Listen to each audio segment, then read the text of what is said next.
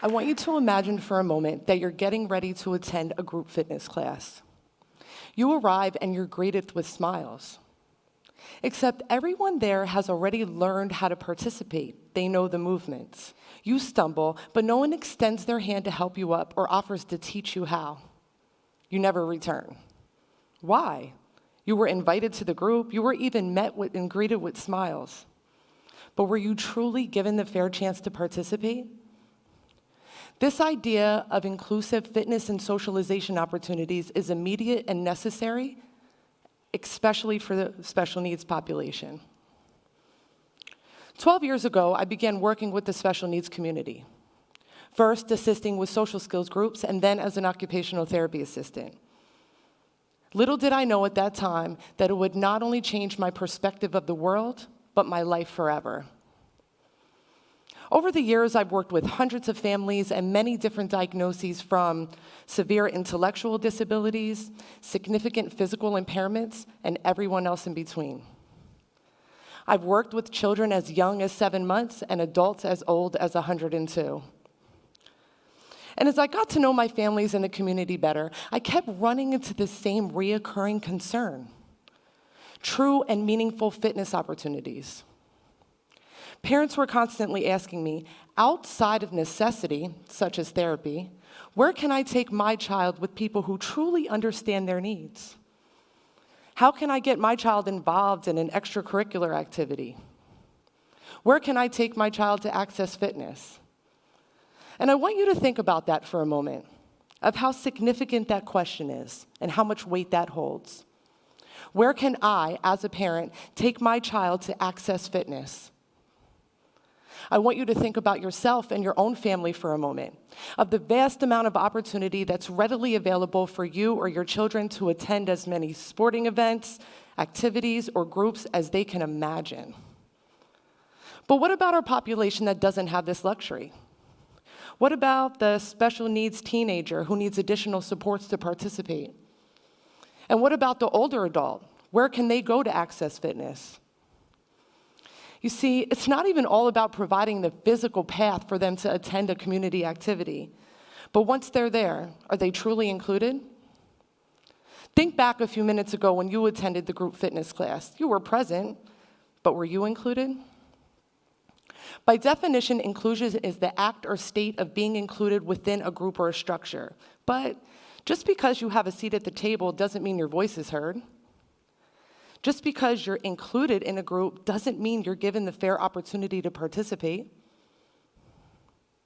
One of the biggest breaking points to me making a change and advocating for this issue came a few years ago. I had a meeting with a colleague who also happens to have a special needs daughter. She was excitedly telling me about an opportunity for fitness they had later on that evening. She was nervous, but she was excited. A few weeks later, I met with my colleague again, except this time, instead of being excited, she was devastated. They went to the first class, and her daughter had trouble participating. The staff there had no training and accommodations for special needs children. The other parents made her feel uneasy, unwelcome, and judged. Was she physically present and invited to the group? Yes. But was she given the true ability to be a group member? Absolutely not.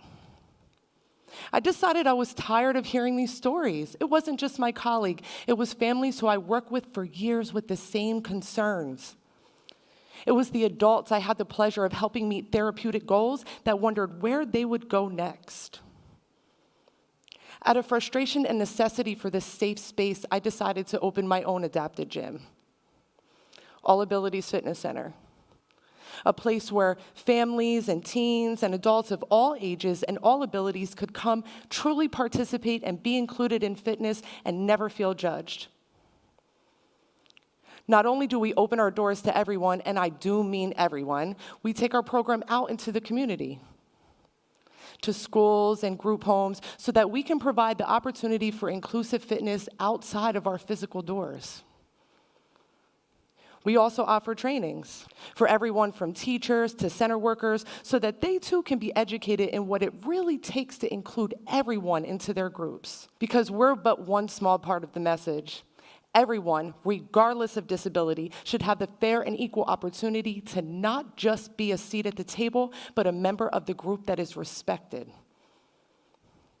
We need to shift from this thinking that if someone does something differently than what we initially expect, that they're doing it wrong. If we stop at, I can, it's too hard, for both our members and ourselves, we'll never be able to give the feeling of true success. I want to talk to you for a moment about what can happen if we give these opportunities. I want to introduce you to Gabe. Gabe is 14 years old and has nonverbal autism. When Gabe first started with us, he had some trouble participating in our classes. If we could get him to sit on the mat or run on the treadmill for a few moments, we were making progress. But it never even crossed my mind that Gabe wasn't capable of doing these things. He just needed the right support, the right group, the right understanding to break things down so that he could understand. Now Gabe is able to master box jumps and burpees with ease. And while he continues to be his silly self that we've all grown to love, he's made so much progress since he started with us. Gabe's family believes that he can achieve anything we put into his path. And this is the type of thinking we all need to have when it comes to inclusive fitness.